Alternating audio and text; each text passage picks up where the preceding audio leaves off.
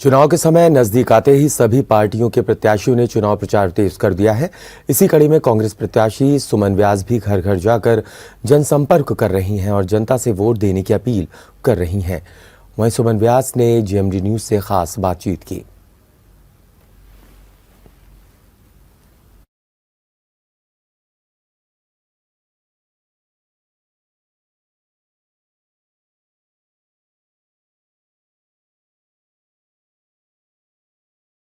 3रे चरण को मतदान को लेकर जहां सभी प्रत्याशी मैदान में आ चुके हैं, उसी क्रम में कांग्रेस प्रत्याशी विधानसभा से सुमन व्यास जी मेरे साथ, उनसे हम जानने की कोशिश करें क्या उनके मुद्दे हैं, किन मुद्दों को लेकर वो जनता के बीच में जा रही हैं। सुमन जी, आप बिधुना विधानसभा से प्रत्याशी हैं, किन मुद्दों को लेकर जनता के बीच में आप जा रही हैं? उत्तर प्रदेश की राजनीति में अपराधीकरण 2 दशकों से बढ़ा है और इस अपराध के उसमें वो चर्चा में, सुर्खियों में हमेशा रहा है। इसकी हम निंदा करते हैं और हमारी महिलाओं की सुरक्षा का हमारा खास मुद्दा है, जिसमें कि महिलाएं अपने आगे बढ़कर के अपनी सुरक्षा खुद कर पाएँ। इसलिए माननीय प्रियंका गांधी जी ने महिला सशक्तिकरण के लिए लड़की हूँ लड़ सकती हूँ का नारा उन्होंने दिया है, जिससे कि हमारी लड़कियाँ शिक्षा पा सकें। और हमारे संविधान में भी महिलाओं को बराबरी का अधिकार है, लेकिन वो शिक्षा और स्वास्थ्य से वंचित हैं। शिक्षा और स्वास्थ्य के लिए हमारे क्षेत्र में जो उनकी व्यवस्था है वो बहुत जर्जर है, जिसके लिए उन्होंने कहा है कि जो 2 लाख शिक्षक के पद हैं वो भरे जाएंगे और 10 लाख तक की सुविधा दी जाएगी अस्पतालों में। हमारे सरकारी अस्पतालों में 10 लाख तक की सुविधा दी जाएगी जो है, जिससे कि हमारे गरीब बच्चे और सब वंचित ना रह सकें।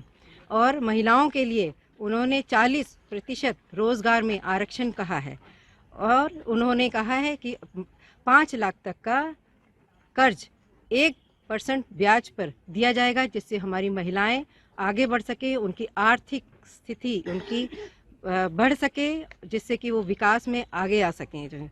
और आपको मैं बताऊं कि एक परिवार में मैं मिली जिसमें कि 2 बहनें, उसमें 2 बहनें एक पढ़ पाई क्योंकि उसका भाई उसके साथ जाता था और दूसरी बहन शिक्षा से वंचित रह सकी क्योंकि उसके पास साथ कोई जाने वाला नहीं था। तो ये हमारी क्षेत्र की हालत है कि जिसमें कि लड़कियां अपने अकेले जाने में घबराती हैं। तो हम ये चाह रहे हैं कि महिलाओं की सुरक्षा के लिए उन्होंने कहा है प्रियंका गांधी जी ने कि उनको यहाँ पे सख्ती बरती जाएगी और महिला जो थाने हैं उनमें जो पुलिसकर्मी हैं उनको अपना जनपद उनका दिया जाए, बोला जाएगा, जिससे कि वहाँ की लड़कियाँ अपने आप को सुरक्षित महसूस कर सके। वहीं प्रियंका वाड्रा जी ने 50% ज़्यादा महिलाओं को टिकट दिया है। आप जनता के बीच में जा रही हैं, महिलाओं के बीच जा रही हैं, उसमें कितना समर्थन आपको मिल रहा है इस बात? महिलाओं का बहुत समर्थन मिल रहा है क्योंकि महिलाओं को समझती हैं, वो हमारी जो प्रतिज्ञाएं हैं महिलाओं की उनको हम बताते हैं तो वो समझती हैं कि भाई महिलाओं को इतनी ज़्यादा सुविधा दी जाएंगी, उनको बस यात्रा फ्री दिया जाएगा, 3 सिलेंडर साल में दिए जाएंगे, जिससे उनकी आर्थिक स्थिति में हम थोड़ी मदद कर सकें जो है। और लड़कियों को जो 12वीं पास है उनको स्मार्टफोन और ग्रेजुएट उनको स्कूटी दी जाएगी, ताकि वो अपने आगे बढ़ सके और शिक्षा में अपनी शिक्षा प्राप्त कर सके और अपने विकास में भागीदार बने और विकास में आगे बढ़ करके। हम ये कहते हैं कि महिलाओं की आबादी 50% है, अगर वो सब आगे आके हमारे साथ मिलती हैं तो राजनीति और समाज दोनों का सुधार होगा। आप विधायक बनने के बाद सबसे पहला काम कौन सा करवाना चाहेंगे क्षेत्र में अपने?